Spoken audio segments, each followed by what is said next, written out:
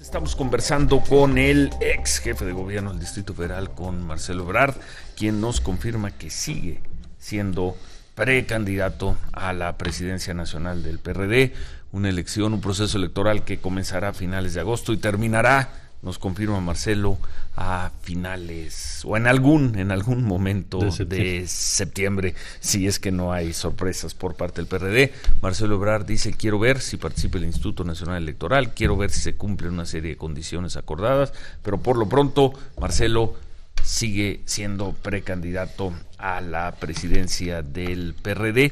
Es una estrategia ese, vamos a llamarlo así, repliegue que has tenido en los últimos casi 3 meses, Marcelo, pues mira, en medios de comunicación. No es una estrategia, es más bien, de pronto te enteras que cierran la línea 12. Bueno, me entienden los medios igual que todos. El 12 de marzo. Al día siguiente di una conferencia, luego al otro día otra, diciendo: a ver, yo tengo 250,000 copias, están a la orden, aquí estoy, para responder por cualquier responsabilidad que tenga yo. Pero también para proporcionar la información por qué se tomaron las decisiones que se tomaron.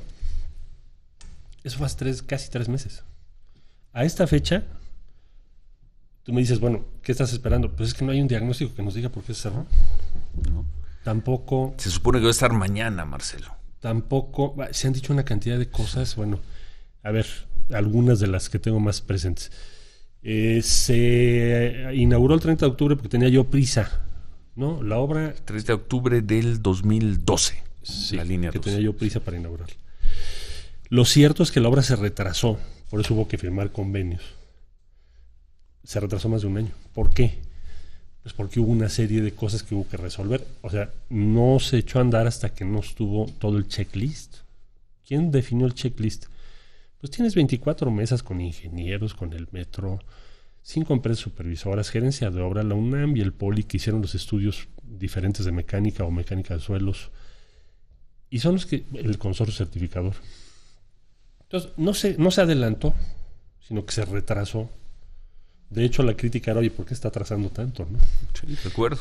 ¿Qué caso tenía inaugurar una línea entonces, si con apresuramiento que pusiera en riesgo su operación? Pues ninguna. Simple y llanamente se atrasó más de 1 año. Se ha dicho que hubo un sobrecosto enorme. No es cierto, el sobrecosto fue de un poquito más de 5%. ¿Por qué? Pues porque encontramos gasolina en la estación Zapata, por ejemplo. Gasolina porque había una gasolinera. Limpiar eso nos tomó meses y pues te costó dinero. Otros problemas que tuvimos de cambiar una estación de un punto a otro porque la gente estaba en contra o porque había un problema con la mecánica de suelos. Pero fue 5%, un poquito más de 5%. Se dice: no, es que son incompatibles los trenes con los rieles. Que es, bueno, tú dices, bueno, todo el personal del metro, que por cierto, el 80% de ellos hoy están trabajando en el metro, que recibió y autorizó y probó los trenes, no se podían haber dado cuenta de algo tan obvio como para decirlo en la mesa: oigan, algo no funciona aquí. Entonces, ¿qué estoy? Simplemente te menciono algunas de las cosas, esperando que salga ese diagnóstico, que termine también su trabajo la comisión investigadora, y entonces fijar una posición en relación a lo que se diga ahí. Hoy por hoy pues es una tarea un poco especulativa. Uh-huh. Y quieras o no, pues buena parte del peso político, sé que no es un problema o no es una decisión que se deriva de una decisión política, sino el jefe de gobierno estimó que había riesgo y cerró la línea. Creo que hizo bien en ese sentido, porque no puedes tener riesgo en la línea. Pero hay un impacto político que es: miren, este señor hizo todo mal, miren la corrupción, los 500 millones famosos. ¿Qué son los 500 millones de función pública? Es una auditoría que se hizo en mi periodo, de manera combinada, sí, en donde Función Pública dice: no estoy de acuerdo en cómo se usó ese dinero. Bueno, está bien, tú no estás de acuerdo, pero el órgano que determina cómo se usa ese dinero se llama Fondo Metropolitano.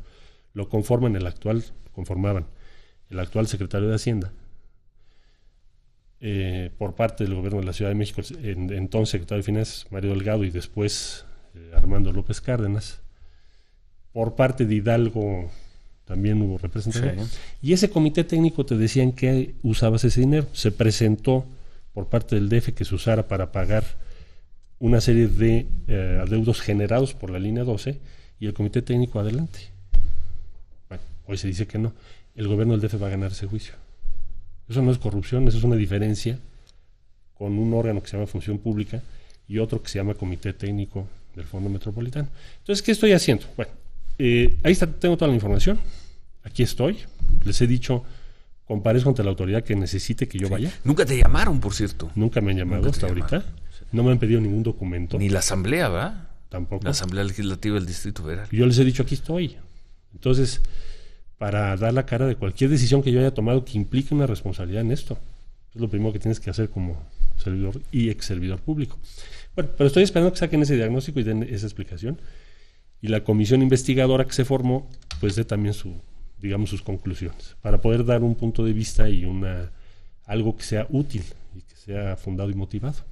Bueno, a mí, lo hemos dicho en este programa, nos llama muchísimo la atención, lo dijimos prácticamente desde el 12 de marzo, la información la debe tener completa el jefe de gobierno del Distrito Federal, Miguel Ángel Mancera, pero el que hayan tomado la decisión de cerrar la línea 12 del metro sin decirnos qué tenía, salvo que podía haber riesgo para los pasajeros. Bueno, pues sí puede haber riesgo para los pasajeros.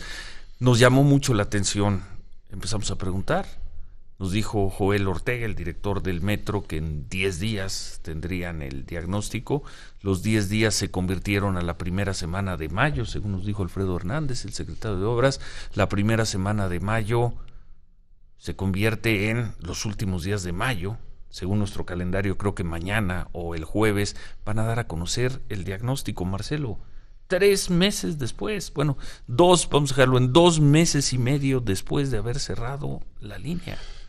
Sí, ciertamente llama mucho la atención. Sí. Vaya, será un caso único en el que cierres una línea sin haber hecho un diagnóstico. De hecho, la línea se recibió en julio de 2013 y supongo que se hizo un diagnóstico previo. De hecho, hay una serie de anexos en la entrega, ¿no? Pero ahí no aparece que haya errores de trazo, ni que el tren sea incompatible, ni todo esto que ahora... Sí. Y el otro tema es, bueno, cerrar una línea sin un diagnóstico y hacerlo después, pues sí llama mucho la atención. El propio metro tiene un órgano que se formó hace muchos años, que se llama Comité de Incidentes Relevantes. Lo fundó don Emilio Mújica, que fue director del metro allá por los 90. Emilio Mújica Montoya. ¿Te acuerdas de él? Secretario de Comunicaciones y Transportes. Fue director del metro allá por los años 90. Con López Portillo. Sí. Y estuvo en el metro 92, si no mal recuerdo los años, sí. 91, 92. Sí. Bueno, formó este comité, y lo recuerdo muy bien porque entonces yo era funcionario. Y decía don Emilio, no, es que el metro necesita tener un órgano colegiado para evaluar cualquier incidente, cualquier riesgo. Tiene razón. Ese existe y se sigue reuniendo en el metro. Pero se informó en las comparecencias ahora en la Asamblea Legislativa que no se enteró de nada de la línea 12 sino hasta abril del 14. Entonces, yo me quedo con más dudas que otra cosa. Y esperar, bueno, a ver ahora qué van a presentar. A ver si lo presentan mañana. Quedó muy deteriorada tu relación política con Joel Ortega. Bueno, Joel fue mi secretario de Seguridad Pública. Él salió junto con el que era entonces el Procurador General de Justicia a raíz del asunto del News Divine. Y bueno, yo me imagino que eso provocó una especie de ruptura. Joel y yo trabajamos juntos muchos años. Creo que es un funcionario competente, serio, pero desde luego con una relación que quedó muy dañada por esa circunstancia. Ahora, fueron hechos muy lamentables y esas decisiones las tomé en base a un diagnóstico que hizo la Comisión de Derechos Humanos. Desde 2008, News Divine. No creas que por un arranque personal, ni mucho menos. Y yo espero que eso no influya hoy en día. Tenemos que ser objetivos. Estamos hablando de 500,000 de personas, estamos hablando de una obra pública inmensa, quizá la más grande que se ha hecho en los últimos años, y que ojalá se pueda poner en funcionamiento y en servicio lo más pronto posible, ¿no?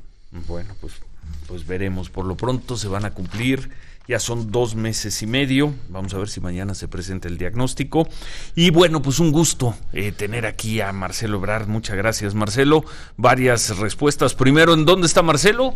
Aquí está Marcelo, porque decían que ya se fue de México, Marcelo, ya no está escondido, Marcelo. Aquí estás, nos consta porque te hemos visto en estos meses en más de una ocasión. Primera pregunta, aquí está Marcelo. Segunda, ¿sigue siendo candidato al PRD? Me interesa sobremanera y yo creo que el PRD debiera ser quien encabece la posibilidad de una alternancia respecto al PRI y a su gobierno. Bueno, ¿no te vas a Morena? No.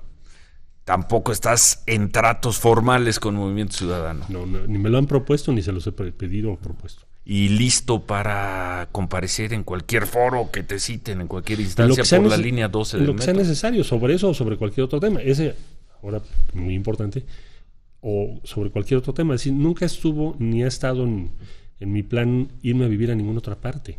Yo estoy aquí en la ciudad, aquí vivo, aquí está mi familia, está la gente que le tengo aprecio.